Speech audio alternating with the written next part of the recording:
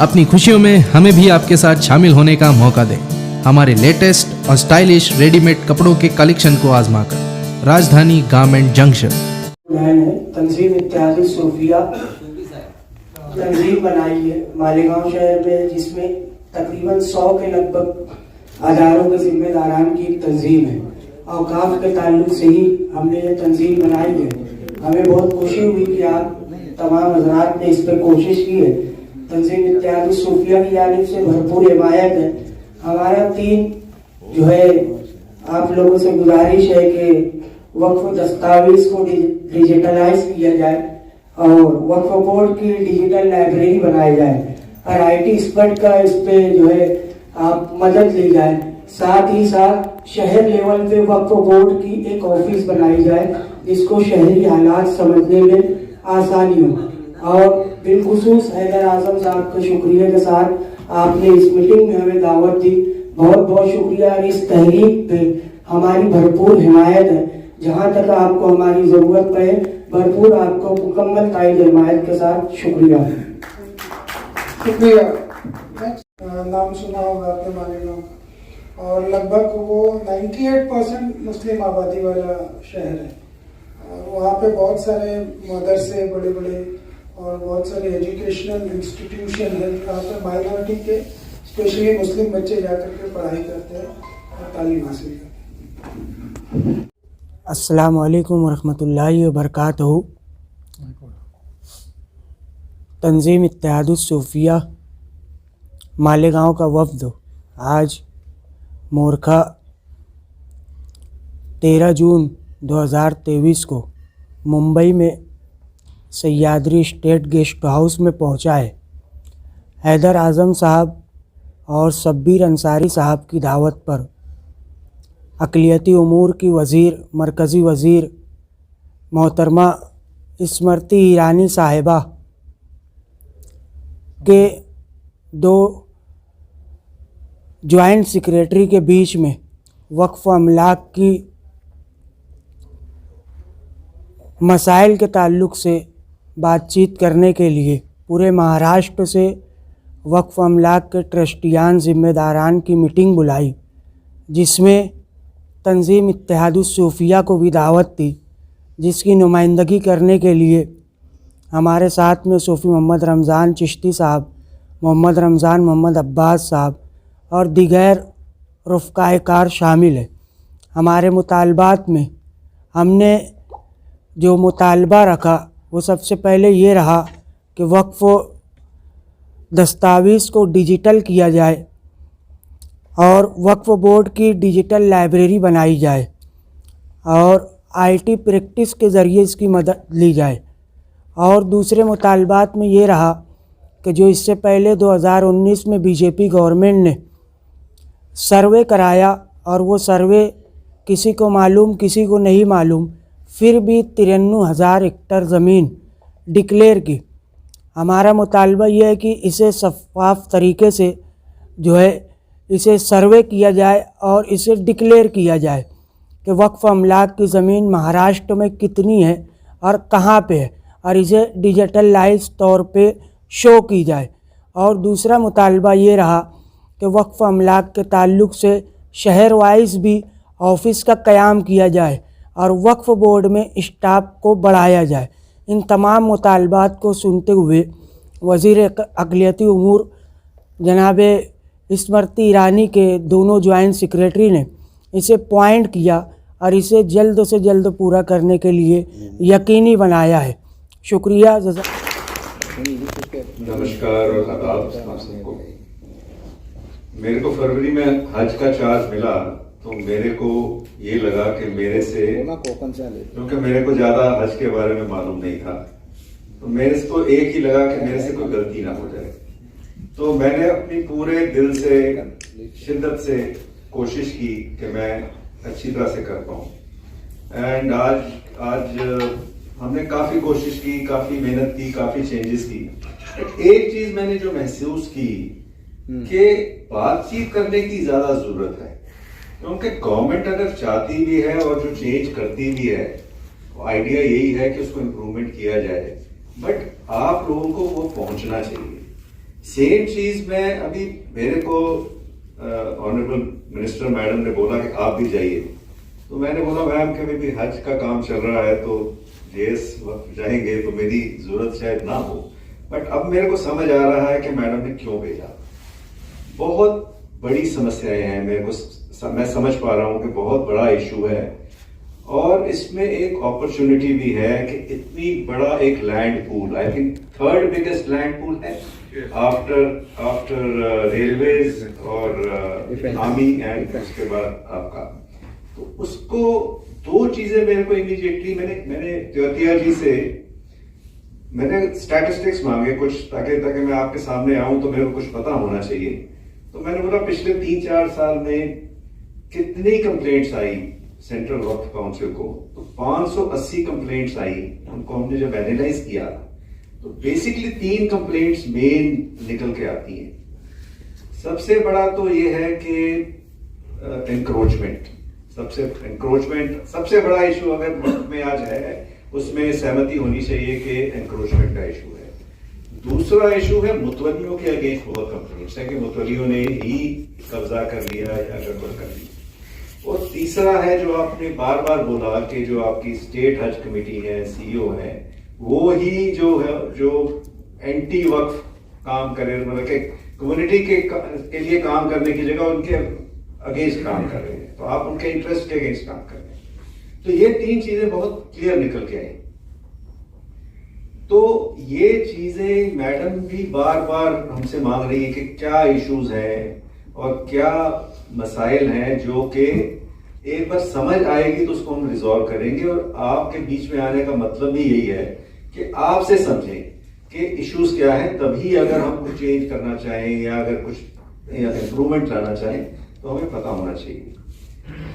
एक जो मेरे को चीज क्लियरली समझ आई कि ट्रांसपेरेंसी की बड़ी जरूरत है कि कितनी जमीन है, उसका बेसिक पर्पस क्या था, अगर वक्त बनाया गया वो किस काम के लिए। मैं शायद सही वर्ड ना यूज कर पाऊं क्योंकि मैं आपकी कम्युनिटी से नहीं आता हूं, बट मोटा मोटा मैं समझ गया कि अगर वक्त बनता है तो उसके पीछे कोई ऑब्जेक्टिव रहता है, तो वो कंप्लाई हो रहा है कि नहीं हो रहा है ये शायद अच्छी तरह कोई देख भी नहीं पा रहा।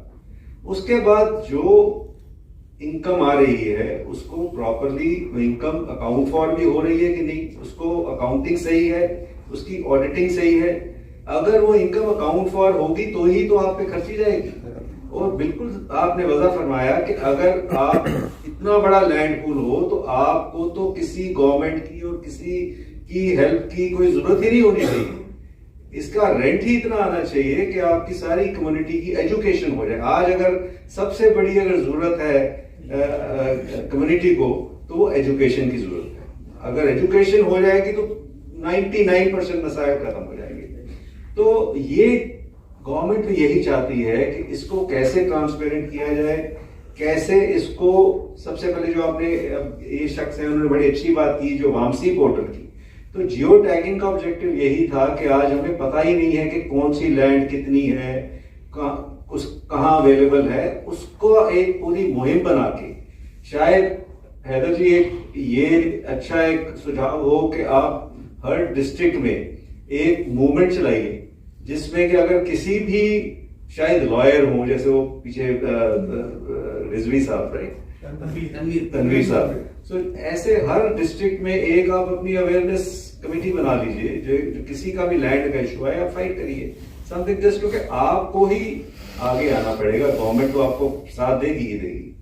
और लैंड रिकॉर्ड्स आपके जो हैं वो बड़े क्लियर होने चाहिए। अगर लैंड रिकॉर्ड्स क्लियर होंगे, डिजिटाइज होंगे, किसी ने बोला डिजिटाइज होंगे तो 99% समस्याएं खत्म हो जाएंगी। और अकाउंट्स को क्लीन होने की जरूरत है, ऑडिट होने की जरूरत है। मोटा मोटा मेरे को ये आज, क्योंकि मैं इधर आप इस हिसाब से आया कि मैडम ये आपको मैं बता सकूं कि मैडम कितनी इंटरेस्टेड है कि इनको मसाइल को समझाया जाए, उनको रिजॉल्व किया जाए। इसीलिए हम तीनों लोग आए हैं एंड काफी हद तक हम ये बहुत यूजफुल रहा सेशन, एंड आपने राइटिंग में भी दिया है। और अगर इसके बाद भी जो लोग नहीं आ पाए, अगर आपको कोई आइडिया हो और शायद हम बाद में भी बुला सकते हैं, तो जब हम आगे बढ़ेंगे तो मैं बहुत आपका धन्यवाद करता हूं कि आप सब आए, दूर दूर से आए, एंड हम आपके साथ हैं। डेफिनेटली ट्राई करेंगे कि इसको हम ठीक कर पाए जो हो सके। दरअसल और शब्बीर अंसारी साहब का शुक्रिया अदा करना चाहूँगा कि उन्होंने पूरे महाराष्ट्र से अलग अलग जगहों से लोगों को यहाँ बुलाया और इस प्रोग्राम को ऑर्गेनाइज किया है। आप सबकी बातें हम लोगों ने सुनी हैं, बहुत सारे प्रॉब्लम्स आप लोगों ने अपने बताए हैं और इसमें से काफ़ी सारे प्रॉब्लम्स यहाँ पे ही नहीं और जगहों पे भी हैं। तो सेंट्रल गवर्नमेंट इन सारे प्रॉब्लम्स को रिजॉल्व करने के लिए बिल्कुल कमिटेड है। ये भी एक रीजन है कि हम लोग खुद जाकर के फील्ड में लोगों से डिस्कस करते हैं और यहाँ पर आकर के हम लोगों ने आपकी बातें सुनी हैं और आपकी जो भी बातें हैं, भले ही आपने उसको लिख करके दिया हो या सिर्फ कहा हो, हम लोग श्योरली वापस लेकर के जाएंगे अपने ऑफिस में और कोशिश करेंगे कि ज्यादा से ज्यादा प्रॉब्लम्स कम से कम समय में हम रिजॉल्व कर पाए। बहुत सारे प्रॉब्लम्स आप लोगों ने हमें बताए, जिसमें कि एनक्रोचमेंट एक बहुत बड़ा प्रॉब्लम है और ये बहुत ही अजीब सी बात है कि जहां पर हजारों लाखों एकड़ जमीन जिस कम्युनिटी के पास हैं, विरासत में मिले हैं, उसके होने के बावजूद भी आजकल मस्जिदों में चंदा होता है, लोग 10 रुपए, 20 रुपए, 50 रुपए जमा करते हैं, तो उससे मस्जिद का मेंटेनेंस होता है, कब्रिस्तान का मेंटेनेंस होता है। ये बड़े अफसोस की बात है। इतनी ज्यादा जमीन ऐसे प्राइम लोकेशंस पे मौजूद है जिनका अगर सही ढंग से इस्तेमाल किया जाए तो मुझे लगता है कि कम्युनिटी के सारे बच्चे अच्छे स्कूलों में पढ़ सकते हैं। तो एक तरफ तो सरकार पूरी कोशिश करेगी कि ये सारे प्रॉब्लम्स को हम रिजॉल्व करें जल्दी से जल्दी, लेकिन इसमें आप लोगों के मदद की भी बहुत जरूरत है। जैसे कि आप लोगों ने ये इश्यूज हमें बताए, ऐसे इश्यूज आप लोग अगर सेंट्रल गवर्नमेंट को रेगुलरली उसकी नोटिस में लाया करेंगे, इंक्रोचमेंट कहाँ कहाँ पे हो रहे हैं, कैसे उनको रोकना है, ये सजेशंस अगर आप देते रहेंगे तो सेंट्रल गवर्नमेंट उसको देखेगी। भले ही ये state government, state Waqf board direct maintenance of वक्फ में इन्वॉल्व होते हैं, वक्फ का जो डायरेक्ट मैनेजर है वो तो मुतवल्ली ही है, लेकिन स्टेट वक्फ बोर्ड एक बहुत ही इंपॉर्टेंट रोल अदा करता है। इसीलिए मैं देख रहा हूं कि बहुत सारे आपके कंप्लेंट स्टेट वक्फ बोर्ड के खिलाफ भी हैं। आप लोगों ने ये भी कहा कि कुछ मेंबर्स हैं जो कि चेंज होने चाहिए, कुछ एक्शंस हैं जो कि वक्फ बोर्ड को समय पर लेना चाहिए, लेकिन वो लोग छोड़ देते हैं, सालों साल तक छोड़ देते हैं। तो ये भी बात है कि वक्फ बोर्ड में जो भी मेंबर्स हैं या चेयरपर्सन हैं, वो सब इलेक्टेड मेंबर्स हैं, अलग अलग कैटेगरी के इलेक्टेड मेंबर्स हैं। तो कैसे हम इसको बदल सकते हैं, ये भी बहुत ही इंपॉर्टेंट बात आप लोगों ने रेज की है। कैसे हम ऐसे मेंबर्स को उसमें डालें जिससे कि वक्फ बोर्ड और वक्फ की भलाई के लिए वो सही समय पर काम करें, प्रॉब्लम्स को रिजॉल्व करने की कोशिश करें। बहुत सारे प्रॉब्लम्स आप लोगों ने बताए हैं और लिख करके भी दिए हैं, तो जाकर के हम लोग सबको कंपाइल करेंगे और कोशिश करेंगे कि आपके यहाँ ये सारे प्रॉब्लम, जैसे कब्रिस्तान का प्रॉब्लम जो आपने बताया, ये प्रॉब्लम यहाँ के वक्फ बोर्ड से रिजॉल्व होना चाहिए, यहाँ के स्टेट गवर्नमेंट से रिजॉल्व होना चाहिए और वहां से हम लोग ये कोशिश करेंगे कि ये दोनों ऑर्गेनाइजेशंस आप लोगों के कम से कम इस कब्रिस्तान के प्रॉब्लम को जरूर अटेंड करें, क्योंकि ये एक बहुत ही इमीडिएट प्रॉब्लम है और इसको रिजॉल्व करना बहुत ही जरूरी है।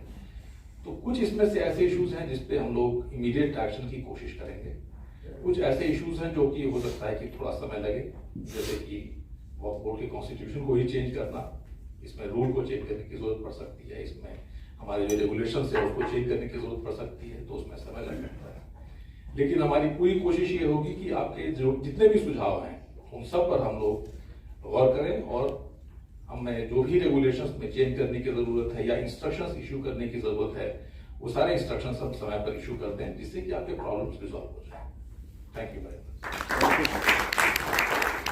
मालेगांव मुस्तफ़ा भंगार बाज़ार डायमंड कारपेट होलसेल रेट में कारपेट दिया जाता है। हर किस्म का यहाँ पर कारपेट दिया जाता है।